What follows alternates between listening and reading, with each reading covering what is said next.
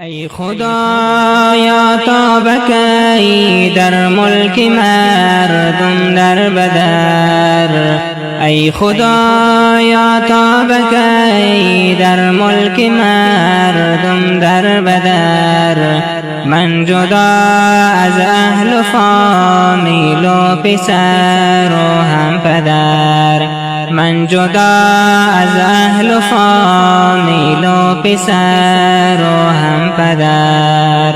اسم من احمد شو گردیدم مسافر ای خدا. اسم من احمد شو گردیدم مسافر ای خدا. از فراق کندوزی زیبای خود با اشکها.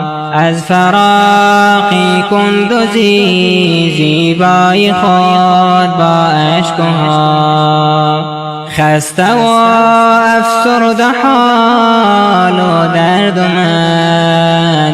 خسته و افسرده حال و درد من. در فراق دوستانم مستمند.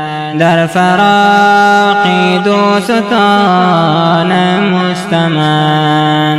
چون گلی پژمرده و زرد و خزان گردیدم. چون گلی پژمرده و زرد و خزان گردیدم. آب بارانم دهید از هجرتان افتیدم. آب بارانم دهید از هجرتان افتیدم. در چمن و بوستان من یک درختی با ثمر.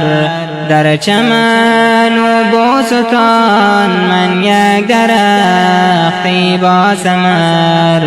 ریشهی من پدرم و شاخهی من یک پسر. ریشهی من پدرم و شاخهی من یک پسر.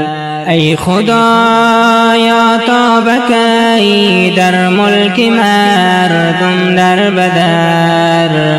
ای خدایا تا بکی در ملک مردم در بدر. من جدا از اهل و فامیل و پسر و هم پدر. من جدا از اهل و فامیل و پسر و هم پدر. اسم من احمد شو گردیدم مسافر ای خدا. اسم من احمد شو گردیدم مسافر ای خدا. از فراق کندوزی زیبای خود با اشکها. از فراق کندوزی زیبای خود با اشکها. عبدالخالق پدرم ای جان من تاجی سرم. عبدالخالق پدرم ای جان من تاجی سرم. شفیق الله پیسرم آن نور دید و بسرم. شفیق الله پیسرم آن نور دید و بسرم. از جدایی ها کنم شکوه به نزد ظلمنان.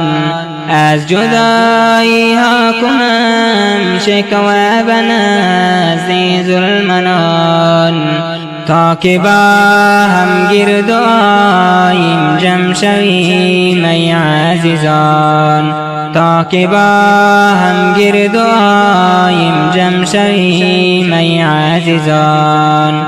ای خدایا تا بکی در ملک مردم در بدر. ای خدایا تا بکی در ملک مردم در بدر. من جدا از اهل و فامیل و پسر و هم پدر، من جدا از اهل و فامیل و پسر و هم پدر.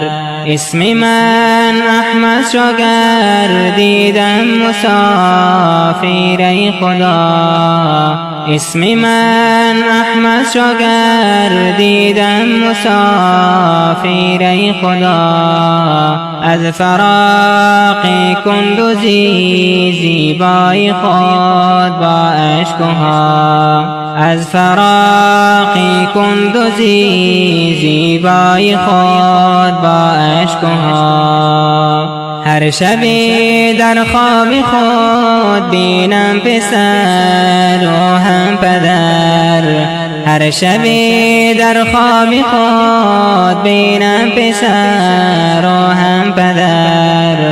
باقی فامیل خود را همچنان در و گوهر، باقی فامیل خود را همچنان در و گوهر.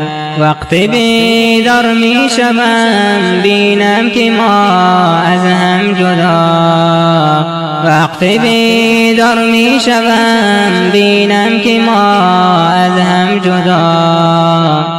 راه وصلت را نشانم ده خدایا ای خدا، راه وصلت را نشانم ده خدایا ای خدا. ای خدایا تا بکی در ملک مردم در بدر، ای خدایا تا بکی در ملک مردم در بدر.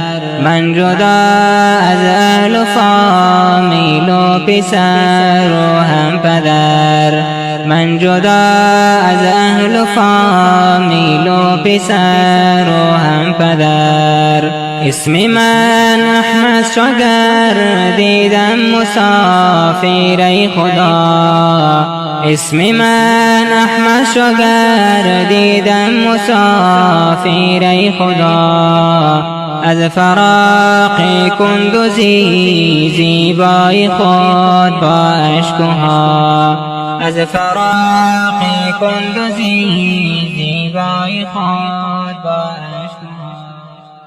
این نعتیه در وصف مسافری دور از مسکن احمد شاه جان از ولایت کندوز سروده شد. ترتیب و سرایش از احمد خالد دانشیار بلخی. ضبط و ریکارد استودیوی